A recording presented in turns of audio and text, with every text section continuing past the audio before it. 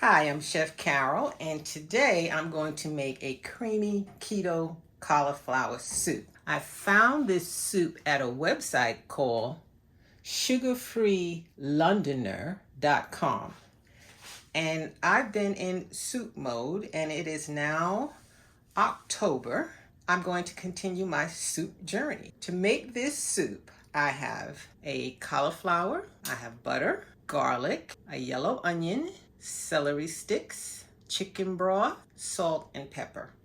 Sounds simple enough. So what I'm going to do in prep for this is prepare the garlic, break up the cauliflower. I'm going to cut the celery sticks into 1-inch cubes. I'm going to cut the onion into wedges, and I'm going to roast it at 400 degrees for about 30 minutes until the vegetables are soft. I'm not in my kitchen and I'm a little short on space. What I'm going to do here is peel the garlic by putting it in this jar, giving it a shake. Now, this was supposed to peel the garlic. Didn't do such a great job. I have tried this before using a metal bowl. I saw this particular try on probably a TikTok. So I'm just trying it. I'm going to try it one more time.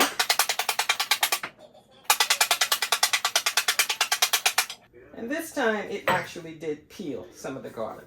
Looks like it's more work than if I had just mashed it. But you see these things, you give them a try. If they work, voila. And if they do not, you go back to what you used to do and you move on. Yeah, that didn't work too well. I can't say for certain that the garlic didn't work. It's just that my garlic had many layers of peelings. So now I'm going to take this small cauliflower and give it a hard hit on the counter. So if you ever want to know how to break up your cauliflower, this is the easiest way that I know.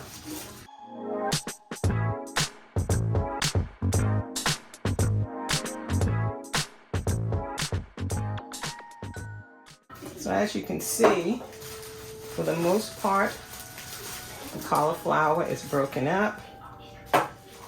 And now I will wash it and prep the rest of the vegetables.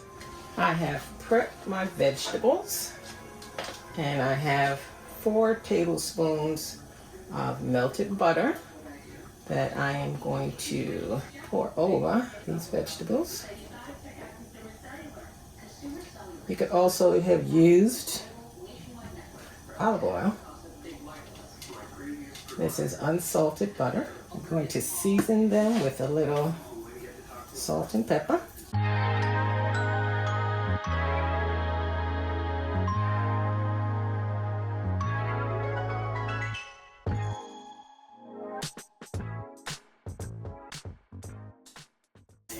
And the oven is preheating to 400 degrees. And I'm going to roast these vegetables for about 30 minutes. And then I will start the soup. Originally, I roasted the vegetables for 30 minutes at 400, but they were still very crisp. I reduced the heat to 350 and cooked them for another 20 minutes. So at this point in time, I'm going to take the roasted vegetables and add them to the soup pot and add the broth and start the simmering process.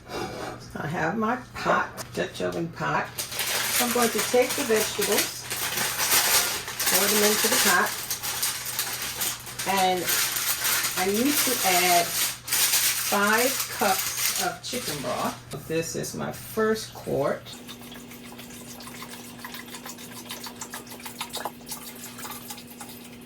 And I need 1 additional cup. Now I will bring this mixture to a boil And once it comes to a boil, then I will let it simmer for 15 to 20 minutes. As you can see, the soup has come to a boil. I'm going to reduce the heat to a simmer and allow it to cook for about 20 minutes. The ingredients in this soup is so simple. I really hope it's delicious because it would really be so easy to make. I'll see you in about 20 minutes. The vegetables have boiled for about 20 minutes. I added a package of this Saison Tropical just to give it a little extra flavor. And I'm going to use this stick blender to blend the soup.